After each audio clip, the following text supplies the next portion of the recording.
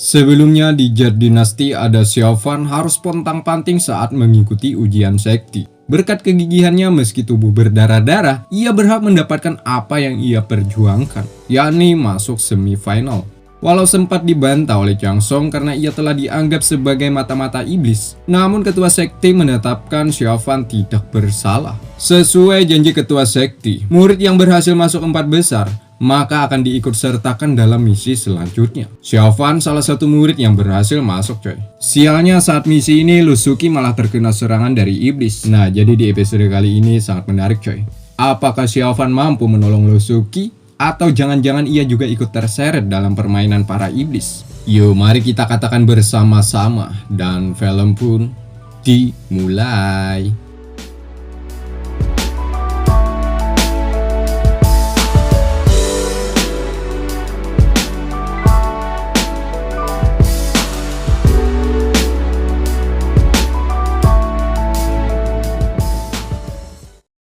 Sungguh wanita cantik, sayangnya sudah jatuh di tanganku, ucap wanita iblis ini. Di mana Lusuki sudah tak berdaya, dikarenakan ia terbelenggu akan cambuk sakti milik wanita ini. Sementara Xiaofan juga harus pontang-panting menahan serangan iblis lainnya. Di sisi lain, ia juga harus menyelamatkan Lusuki dari ancaman kematian. Tak ada pilihan lain lagi selain berusaha. Meski Lusuki sudah pasrah akan kematiannya, ia meminta Xiaofan untuk tidak gegabah menyelamatkannya coy. Takutnya Xiaofan juga mengalami masalah pada nyawanya. Xiaofan menghiraukan itu semua. Ia sekuat tenaga menyerang para iblis ini dengan tongkat saktinya. Setiap serangan yang dilepaskan oleh Xiaofan membuat decak kagum bagi kita yang menyaksikannya. Apalagi para iblis ini ya kan. Pastinya mereka juga mengalami kesulitan karena Xiaofan begitu pede dengan tongkat kayunya itu. Alhasil Xiaofan setidaknya mampu mengalihkan perhatian dari wanita iblis ini.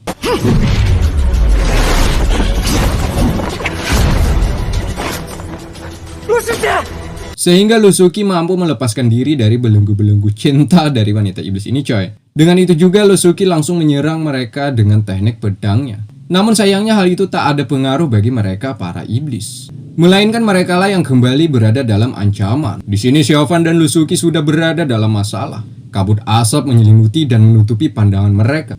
Dari arah mana mereka tak tahu musuh akan menyerang. Meski berada dalam tekanan, mereka harus tetap konsentrasi ya kan. Berhasil, konsentrasi mereka cukup apik sehingga dapat mengantisipasi serangan dari iblis jenggot ini. Xiaofan pun langsung meladeni permainan si iblis jenggot ini coy. Dengan tongkat kayunya, Xiaofan mampu mengimbangi permainan dari iblis jenggot ini.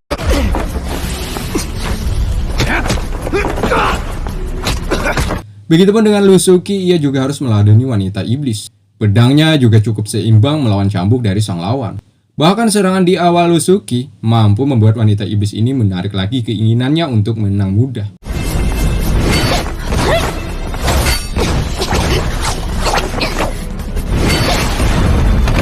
Melihat wanita iblis dipermainkan oleh Lusuki, si kuping besar mencoba menyerang dari arah lain. Hal itu diladeni kembali oleh gerakan Lusuki yang begitu aduhai. Dengan timing yang pas, si kuping besar mampu ia jatuhkan.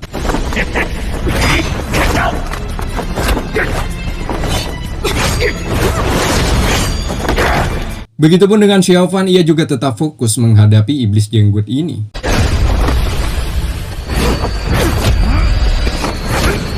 Sampai sini mereka berdua cukup berhasil meladeni permainan para musuh ini coy. Tapi sayangnya perjuangan mereka tak sampai di sini saja. Mereka para iblis akan melanjutkan dominasi serangan untuk membantai kedua orang ini. Si jenggot meminta mereka berdua untuk tidak kabur. Lusuki dengan pedenya membantah. Siapa juga yang ingin kabur ya kan? Merasa diremehkan, si jenggot langsung mengeluarkan aura api dari tubuhnya. Lantas Xiaofan menanyakan teknik apa itu? Ya sampai sini mereka belum mengetahui teknik apa yang dikeluarkan si jenggot. Dari aura yang mereka rasakan bahwa si jenggot ingin benar-benar mengakhiri pertarungan ini. Ternyata teknik tersebut bernama mata iblis merah. Bahkan serangan Lusuki tak ada apa-apanya bagi si jenggot coy.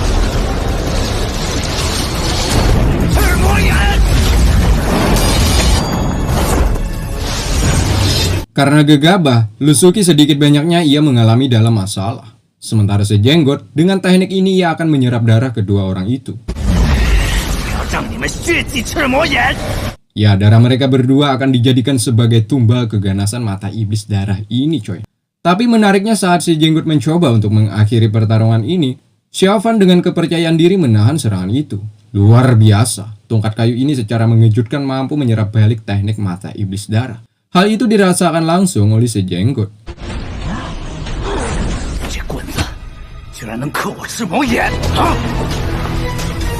Tapi sayangnya Xiaofan sudah terlalu jauh memaksakan batas kekuatannya. Di mana kali ini para iblis mencoba dengan serangan kolaborasi.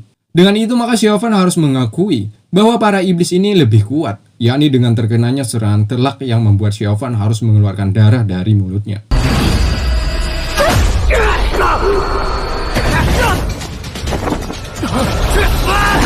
Dengan itu juga Xiaofan terlempar ke dalam jurang.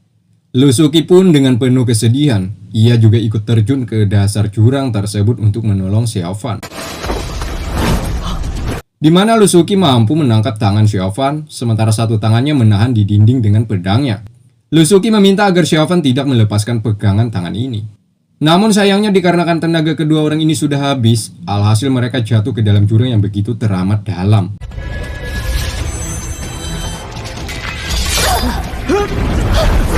Sementara itu senior Qi dan Cheng yang sudah menyaksikan kedua temannya diperlakukan oleh kawanan iblis ini, tentulah mereka tak tinggal diam. Mereka mencoba membalaskan dendam atas perbuatan mereka barusan. Di sini sempat terjadi huru-hara. Senior Qi dengan kekuatannya menyerang secara langsung. Namun kawanan iblis ini tak semudah itu untuk dikalahkan.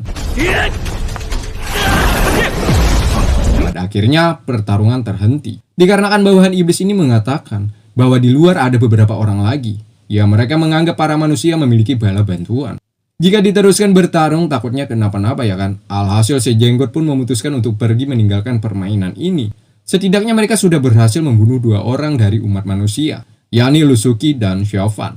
Sementara itu Lusuki sadarkan diri. Ia bingung di mana ini, seolah-olah ia tak jatuh dari jurang, coy.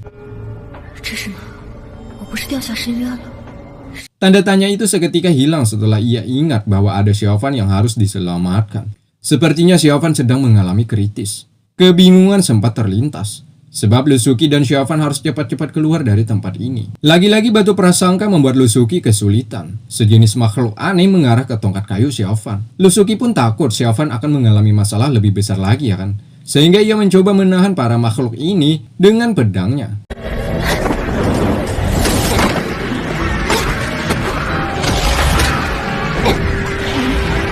Ya, makhluk ini seperti tak ada habisnya. Dihancurkan satu, maka lahirlah makhluk aneh yang baru. Tidak ada cara lain lagi selain mengeluarkan teknik pertahanan. Hal itu tentulah membuat Lusuki harus banyak mengeluarkan tenaga. Di sini ia hanya bisa pasrah bahwa mereka berdua akan berakhir sampai di sini.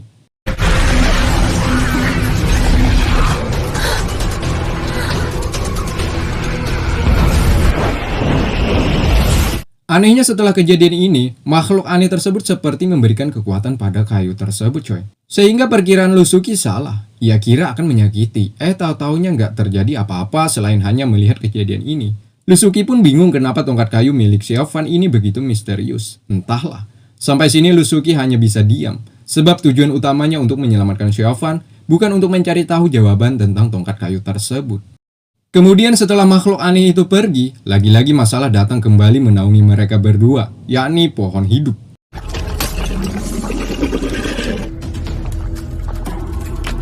Di mana kala itu Lusuki hampir kehabisan tenaga, meski begitu Lusuki tetap dengan pendiriannya.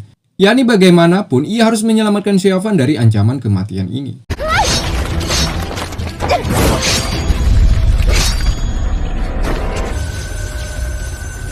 Sayangnya serangan Lusuki seperti tak ada gunanya. Pohon hidup ini kebal akan pedang Lusuki. Melainkan Lusuki lah yang berada dalam kematian. Di sini ia sudah terikat akan akar pohon ini. Begitupun dengan Xiaofan juga ikut terseret. Di sini kekuatan dan energi mereka diserap oleh pohon hidup ini, coy.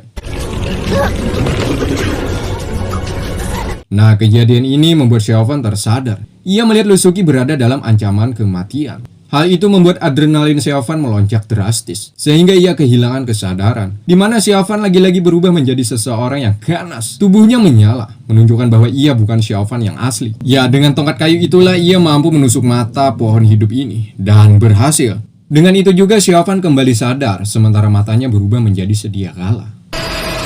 Ini keadaan berbalik. Yang tadinya Xiaofan berada dalam ancaman kematian, sekarang malah Lusuki coy.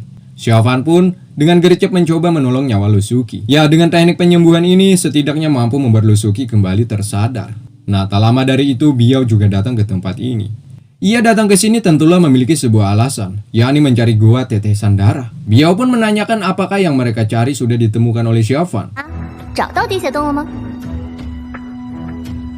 Xiaofan pun langsung melongo, sebab ia tak paham akan pertanyaan Biao barusan. Biao menganggap Xiaofan sudah menemukannya, sehingga ia pun meminta Youyi untuk menangkap Xiaofan dan membawa kedua orang ini ke sekte mereka. Nah, tepat di puncak klimaks, tiba-tiba muncullah sesosok yang sangat menakutkan dari dasar air. Yakni seekor naga. Setelah tubuhnya utuh keluar, ia pun langsung mengaum. Dan film pun bersambung.